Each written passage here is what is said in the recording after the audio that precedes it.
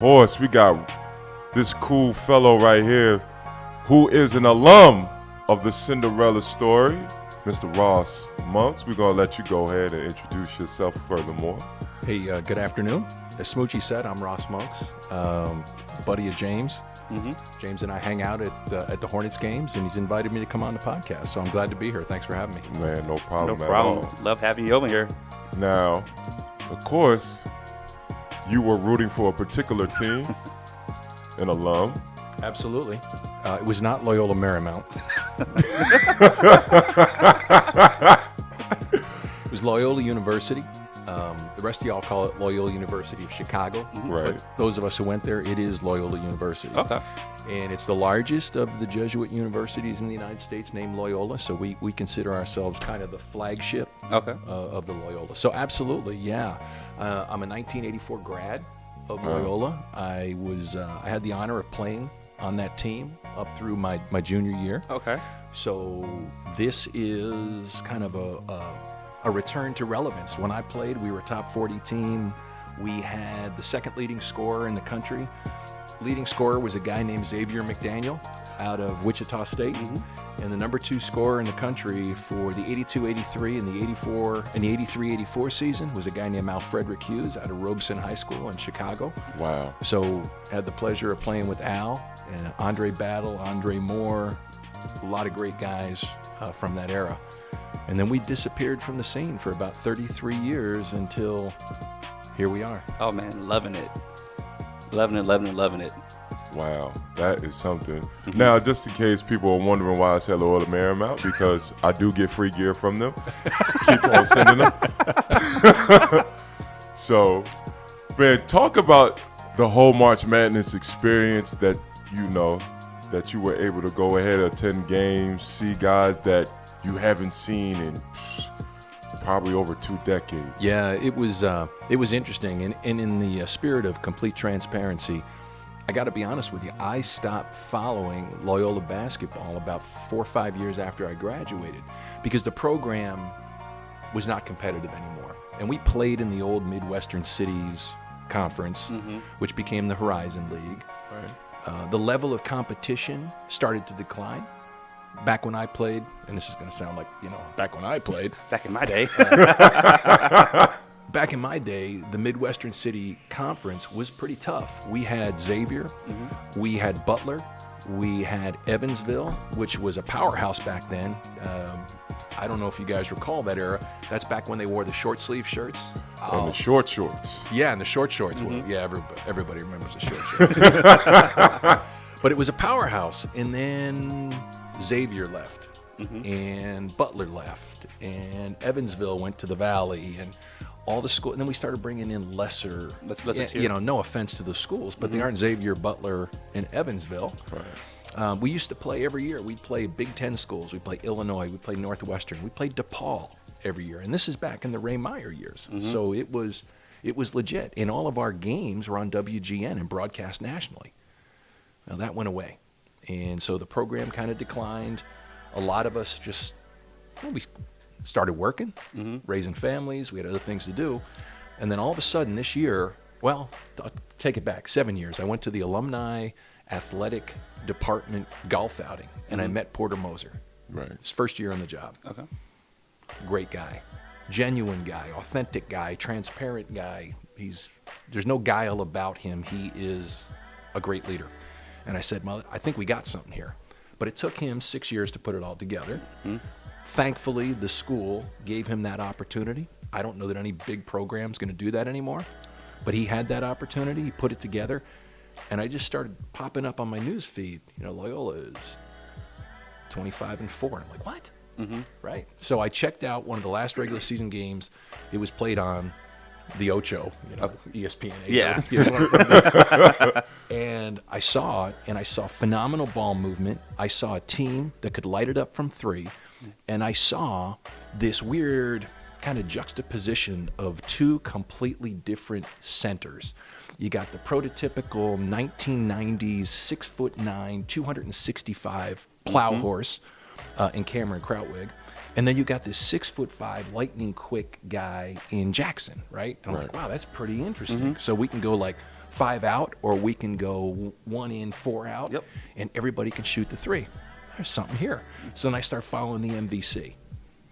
But, still, I got this post-traumatic stress disorder from the last 33 years. I'm not going to fully commit, right? They got to prove it to me. So they run the table in the MVC. They blow Illinois State out in the final. Now, there's an interesting note about the Illinois State game. Porter Moser coached Illinois State up to 10 years ago, Right. and they fired him. Oh, Payback's a bear. yeah, it is. Yeah. Yeah, right? which was like one of the best storylines with the whole Loyola University Chicago and Illinois State. It was like his get back game. Yep. Because the same vision he had with Loyola, They it originated from Illinois State Yep. as far as his recruiting process, his playing style, that and the other. It just never developed as well as Yeah. Loyola. So. They can, take time and patience to develop. Nowadays with coaches, they want it instant. They don't want to wait no more.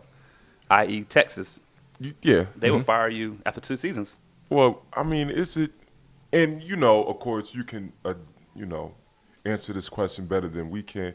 Do you feel like it's just more of a microwave society as far as programs are concerned? Yeah, absolutely. Especially at the big programs, right? Because the school is making such an investment.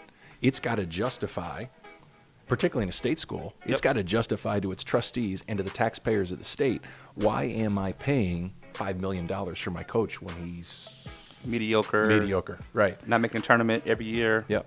So the big programs, it's tougher. You're not going to get a lot of runway to prove yourself. You're going to have to hit the ground running.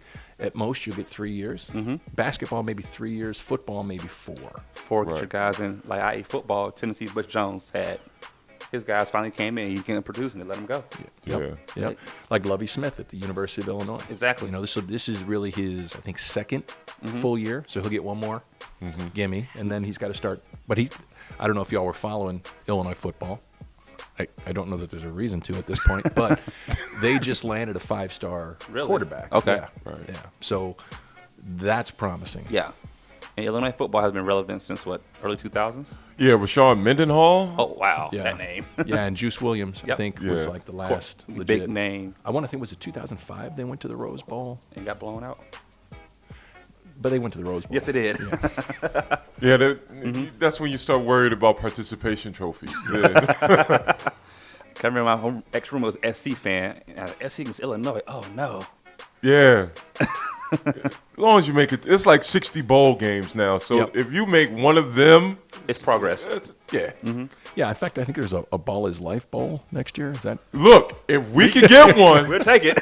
I don't know what cool stuff we'll give you, but You come on the show, yeah, coaches. that's it, man. Now, back when you were playing, the recruiting was completely different than what made you pick Loyola University? So first of all, you make the assumption I got recruited. I didn't. Okay. And I was a walk-on. Oh, okay. Right? Wow. And the big difference between then and now is the internet. Right? It's everybody who's a decent player, who's got any future, who's got any runway, you can look up on YouTube. Right? It makes recruiting it makes acquiring targets that much easier. Now you still got to land it, right? You still got to go out and bring the Talk target to 'em, in, yeah. right? But back then it was all word of mouth. It was physical scouts out on the road.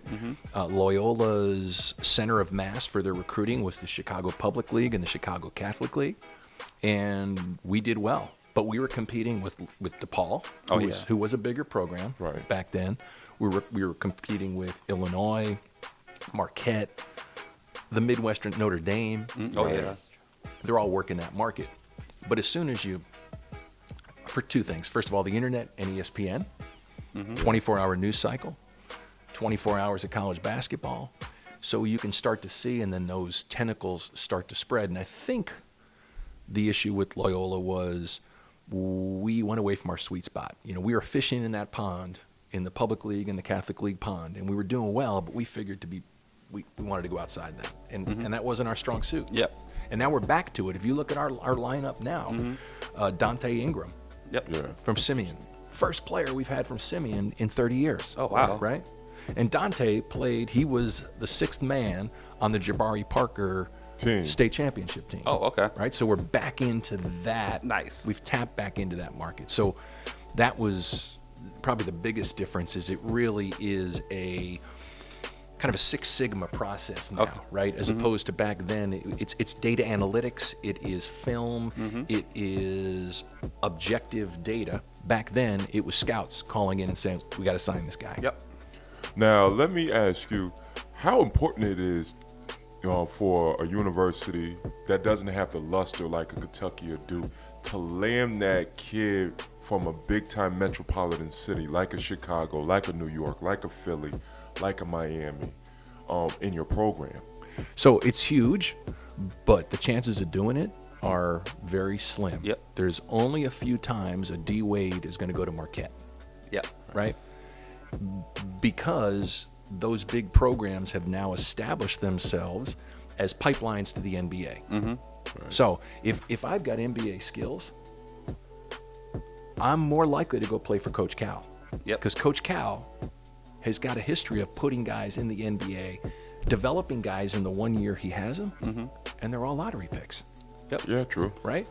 I think where our wheelhouse is that second level of guys, right? That we can bring guys on who aren't going to go one and done, and then we can start to build the culture, we can build the system, and they'll play as a team. Yep. I mean, you look at the ball movement on a team like Loyola compared to the ball movement on a UK or You see, like, UK, Kevin Knox is just coming down jacking shots. exactly. That's all he does. Right?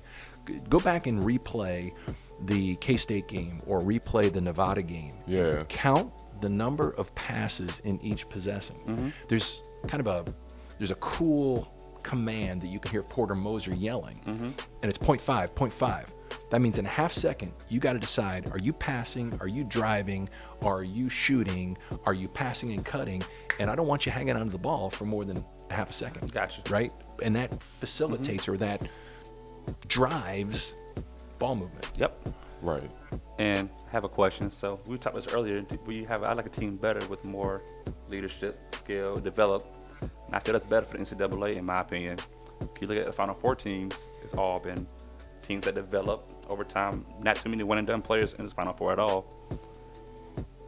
So I'm liking the fact I prefer a team with more skill, development than a one and done team, personally. Although it's always fun to watch Malik Monk, drive from the perimeter and throw Yeah. down on somebody, right? Right. So I like both styles. Both? Okay. And I can appreciate both styles. I can only play the one style, right? But I can't play any styles anymore. But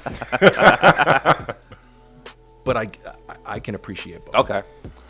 Now, it seems like it's a wave. You go from the classic, we're going to do all 4 years at school, to I call it the O.J. Mayo, the Beasley era where you just get guys, 5-star recruits picking random schools To showcase their skills. for that 1 year.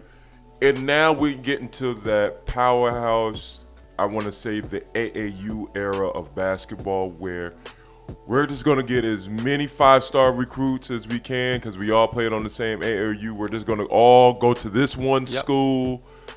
Like, how do you feel about the times of basketball changing? So first of all, I just hope there's no sponsors from USC or from Cincinnati, because Smoochy just called them random schools. A little bit. Look, if I get free gear from you, I love you. Like, Yeah. You're nothing to me. Not kidding. So I don't know if you want to go down this path, but I think I don't want to use the word conspiracy, but the agreement between the NBA and the NCAA to refuse to let kids like a Michael Beasley, like an O.J. Mayo, like, for example, today, if LeBron was a senior in high school, to force him to go to college, right? And one takeaway when you go to a Final Four that you can't help but come away with is how much money is being made Yeah. Right. on young fellas playing basketball, right? Right.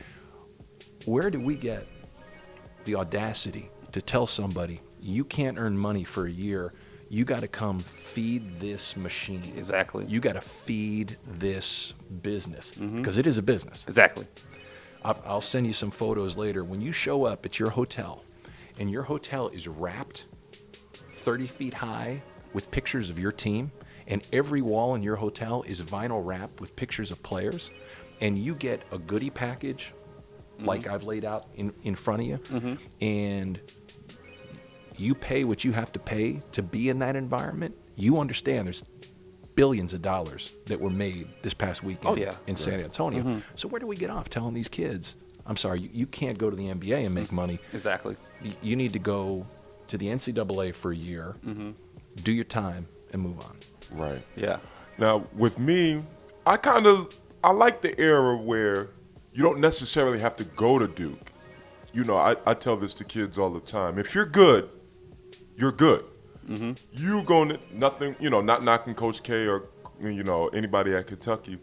But when O.J. Mayo, when he picked Southern California, when Mike Beasley chose K-State, when Lance Stevenson chose Cincinnati. Obviously, Ben Simmons, LSU. Yeah, Ben Simmons to LSU. You're going to the league anyway. So let's see what you got at these programs where the focal point is on you. Because when you get to the league, the focal point is going to be on you if you're hot stuff. Yes. So let's just really see where you could take your team, how far you could take your team. And like with Ben Simmons, you remember that year, I thought he gave up on LSU. Well, with him, I just felt like someone told him, hey, look, man, you're going to get a check. Chill out. Play 20 games. Just give them enough. Yeah. I kind of saw that working for SEC Network. Yeah. He would sit out. He's on the bench, like, don't care. Like, all right, I'm going to the league in April, May. So, yeah. Why am I worried about? Give me 20 games and then, okay. But who's to blame for that attitude? Exactly. Right? You force him to go. So we created that. When I say we're the consumers who are going spending ridiculous money to go to NCAA games, right? So we feed the beast, and then we wonder why a young business person makes the decision he makes. He's protecting his investment. Yep. Right? So if he had, God forbid, had a career-ending injury at the end of his college career, what's he get? Nothing. He's probably got an insurance policy, right? Got an insurance policy. $500,000 insurance policy on himself. If, however, we had let him sign a rookie scale deal, Ben Simmons still would have been a lottery pick. Oh, yeah, definitely. Right? And then he's got generational wealth. Oh, yeah. Well, it's definitely when you put it that way, yeah. Right. All right, sorry to change the subject, guys. So, let's talk about we are completely off your lineup. Yes, we are. No, we're good. We do it all the time. So, let's get to the Final Four. Explain the process of getting to the Final Four, hotel, tickets, how the process works for being an alumni. Yeah, so it was a learning experience. Okay. And the funny story is, so I didn't go to Dallas. Okay. Because again, I'm still in the show me mode. Yeah. Right. But but I jumped on the train full time because the game's in Atlanta. Perfect. Right. Yep. So not a lot of investment to head down to Atlanta. Linked up with a buddy of mine in Atlanta. We went to the Sweet 16, had a blast. Came back. Elite Eight took my kids, Jackson and Jackson. Amy and Mindy, Jackson's girlfriend. So we went down to the game, and it's phenomenal. So I come out of the game, I'm out of the Elite Eight, and there's some UK fans who had stayed around because they just wanted to watch basketball, right? And they were hoping we beat K-State. And so we're celebrating, and we are just out of our minds happy, right? And then we walk out into the concourse at Phillips Arena, and it just dawns on me. I have no idea what to do. I've never been to a Final Four before. Yeah. I have no idea how to get tickets. I have no idea where I'm supposed to stay. I have no idea.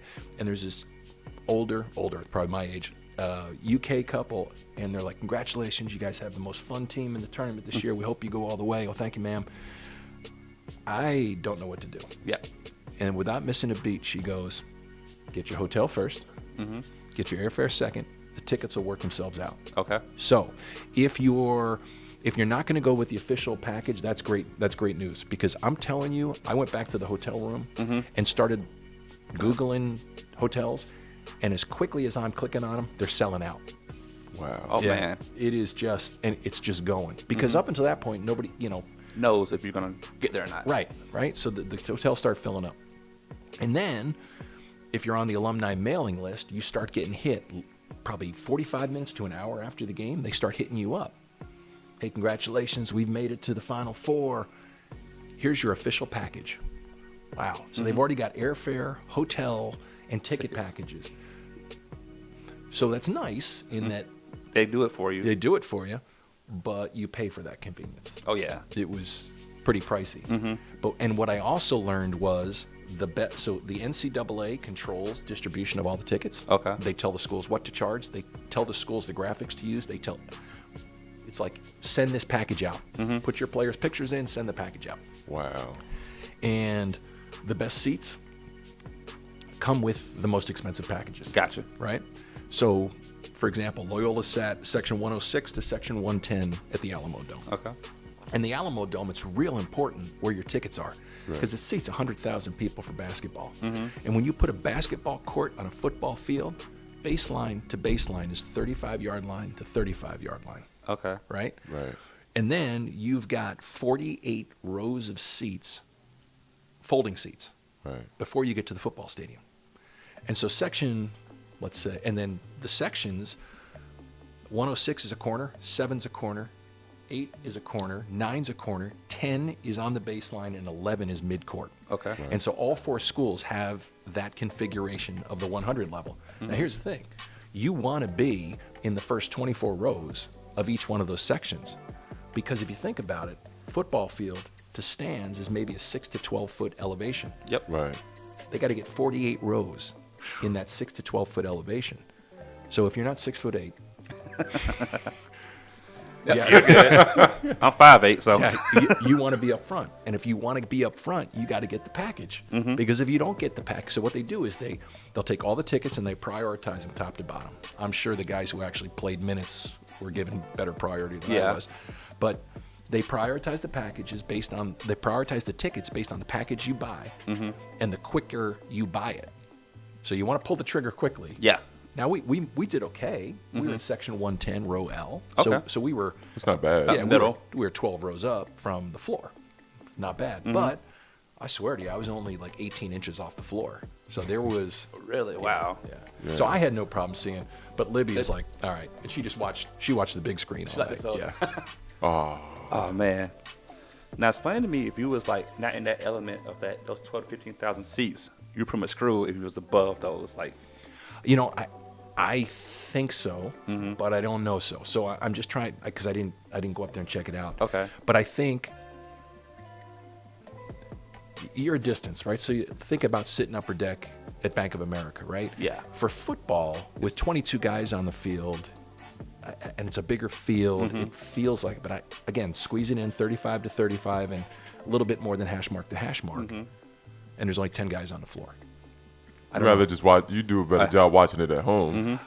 But you don't get the excitement, yeah. right? And you don't get the pre-party, and you don't get the walk down the street with everybody yelling at everybody else, and it was really fun. Okay. Really fun. Which, mind you, college pre-parties are awesome. Oh, I believe it, especially in Final Four parties. Yeah, true indeed.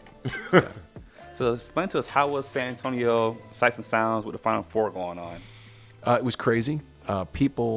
There were many people who did not sleep. I mean, it was all through the night, just hearing "Go Blue" or LUC or heck, I can't even remember the other two teams in the tournament. Rock Chalk Jayhawk. Yeah. Who else am I missing? Nova. Yeah, let's go Nova. Michigan. Right? Oh, Big Blue. Go Blue. Yeah, so all night long. And Libby's like, I cannot believe there are people still up at 4 o'clock in the morning screaming "Go Blue." So. I can believe it though. I mean, Right. Final Four's like a party central almost. Right, and it was based. The Alamo Dome is right off of the Riverwalk, Okay. which is Right. the party district in San Antonio, and people just walked up and down the Riverwalk and all night long. I can believe it. Sounds like fun. I feel like it's a fun experience. Now, when Loyola U finally lost, how was the atmosphere then? So I guess let me take you back, and I'll take you through kind of the events of the evening. You remember Michigan got out to a real strong start. Yeah. Right. So they had their run, and we responded, and I felt really good about the fact that we didn't wilt. We're on the biggest stage, not only in college basketball, but I think the Final Four is bigger than the NBA Finals. I agree. I agree. You know, in terms of Just big and media like- attention and eyeballs on the game. And we responded. And we were cool, and we were calm, and we continued to play our game, and we were up by 7 at half. Yep. So I went up to get a pop, and it was a pop. It was not a Mick Ultra. It was not a Mick Ultra, because they don't sell beer at the Final Four. Although I heard in 2019 they are going to do that. Really, it's going to be in Minnesota next 19, right? Yeah, I believe. yeah. Okay. So anyway, I went up to the concession stand right at the top of section 110, and the "We Are LU" chant was deafening. And my one regret from the Final Four was I didn't get a video of that. I was in the moment, which Yeah. I guess is good. Good, and I'll always remember it. But it was deafening, and it wasn't just us; it was the KU fans, and it was the Villanova fans, because they didn't want to play Michigan; they wanted to play us, right? Yeah. They thought it was feeding time to play. Yeah. You know, so it was 3/4 of the stadium just rocking the place. Wow. Right? So we're all feeling really good, and we are like, forearming and just having a great time. Okay. So things went well, and if you remember, we actually got up by 12 Yeah. Yep. in the second half. And then you could see Michigan started pushing out the perimeter on their defense, right? They really started doing a good job of getting in our lanes. And at the 10-minute mark, they made their run. Right. And we weathered it for 3.5 and maintained our composure. But if you look at that, a lot of turnovers Yep. started to happen, right? And it was certainly a turnover is always your fault, right, as the Yeah. passer. But they were not unforced turnovers. It was outstanding defense by Michigan. And you could see at the 6:30 mark, and again, this is because I'm 12 rows, right? Yep. I can see the look on the kids' faces, and they're like, wow, Michigan's pretty good. They're here for a reason. Yeah. And you could just tell there was a change in the body language. And that's when the energy started to go down in the crowd, too. And that's when the Michigan fans started to feel their oats, right? Gotcha. They started, and so up until that point, I would say it was a 75% Loyola crowd. Then it went to 50-50, and that's probably where it stayed the rest of the game. I will say that the Loyola fans didn't give up. They stayed. No one left early. Okay. Everyone stayed till the end, cheered till the end. Of course, it's just hard to, Kind of, yeah. it's hard to keep the energy up when you know it's over. Now, as a player, how important is the crowd? It's huge, and it can be huge two ways. You either want a crowd that's behind you, like the Loyola crowd is, or you want to get booed, right? Yeah. You want people hating you. You 'Cause- feed on the booze. Right, because both of them get you just fired up. Yep. Right? And maybe it's tapping into positive energy, and maybe it's tapping into negative energy, but either one works. The worst is nobody showing up to the games. Yeah. Yeah. That's the worst. So Yeah. you feel, come out, like, hate to say it, a Hornet game some days. Yeah. Fans don't show up, and I see the players' faces when they look like, oh, okay. Yeah. And they kind of play like a desert goal. Yeah, it's tough, especially at the end of a long season. Yeah. Right. You need some juice to get you going. It's you got to be intrinsically motivated to be a good athlete, but intrinsic motivation tends to wane 20 games into a college season Yeah. or 70 games into an NBA season. Yeah. Yeah, true.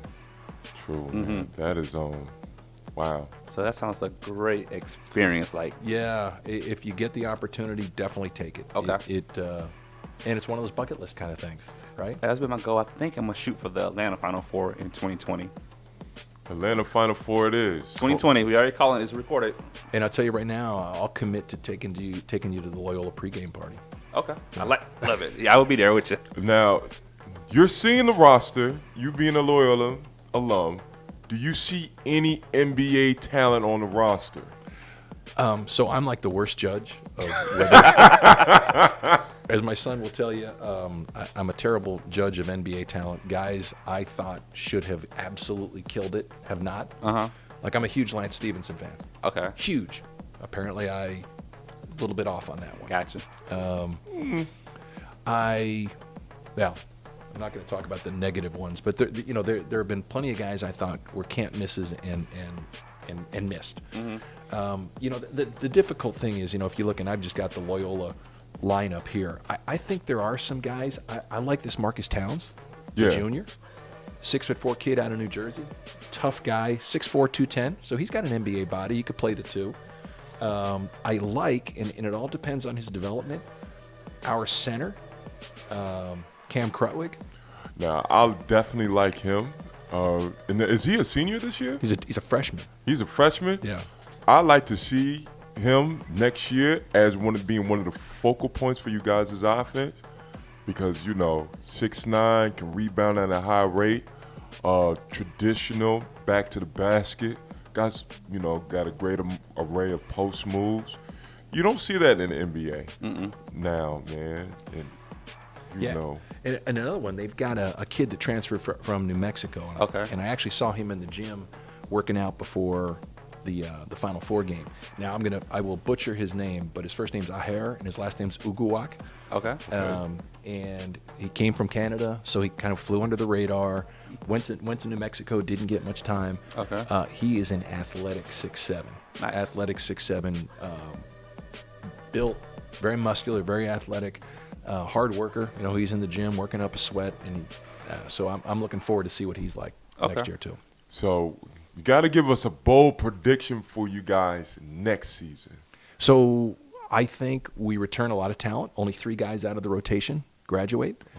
Our freshman center had a coming out party on the largest stage in basketball against a future lottery pick. I mean, Mo Wagner.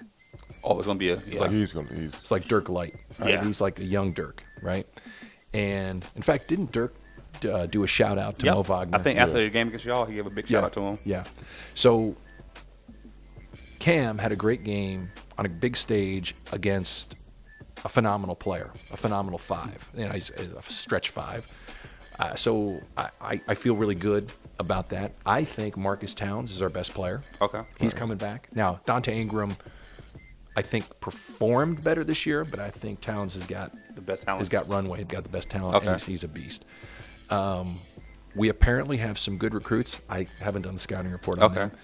So at the end of the day, that's the positives. So the negatives are we're not going to sneak up on anybody this year. Yeah, they're going to follow you up. We become the biggest game on everybody in the Missouri Valley Conference's schedule for next year. So the question is, how do we react? Yep. So flipping back to the positive side, we got a great coach. Yeah.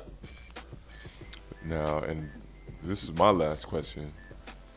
Sister Jean, please, what makes Sister Jean so important to the program? So, first of all, she's a sweetheart.